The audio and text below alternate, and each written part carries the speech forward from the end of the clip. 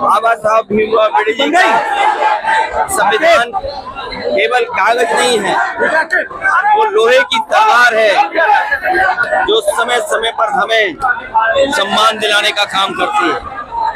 संविधान हमारे लिए ढाल है, संविधान हमारी संजीवनी है, संविधान हमें न्याय दिलाता है। संविधान बाबा साहब का वो है जो हमें आगे बढ़ने का और बराबरी का मौका देता है। संविधान हमारा रक्षक है और संविधान के लिए हम लोग लगातार बचाने के लिए बाबा साहब भीमराव अम्बेडकर जी के सिद्धांतों को आगे बढ़ाने का काम करेंगे। आंदोलन किया, अब एसटीएफ को भारतीय जनता पार्टी की सरकारों में और 10 साल की सरकार में सबसे ज्यादा बाबा साहब भीमराव अम्बेडकर जी की प्रतिमाएं तोड़ी गई हैं और आज वही लोग जो तोड़ने वाले लोग हैं वो बजट देकर के चुनाव से पहले एक झूठा संदेश देना चाहते हैं, लेकिन उत्तर प्रदेश की जनता समझदार है, सावधान भी है इनके साजिश और षड्यंत्रों से।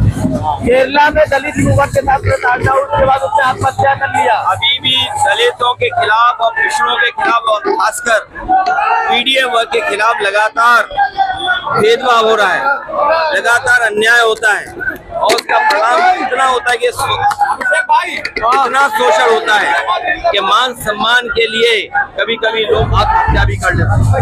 पश्चिम बंगाल में मुख्यमंत्री कहते हैं कि अब उत्तर प्रदेश में दंगा नहीं होता, नमाजें अदा नहीं की जाती, दबाव नहीं होता, सरकार बदलेगी वहाँ पे। बाबा साहब भीमराव अम्बेडकर जी की जयंती पर हम लोग याद कर रहे हैं उन्हें। मुख्यमंत्री जी से बड़ा झूठ बोलने वाला कोई संत नहीं हुआ अभी तक, और ये हम नहीं कहते हैं, बहुत सारे लोग कहते हैं कि ये नकली संत हैं और इन्हें संविधान से कोई लेना देना नहीं है।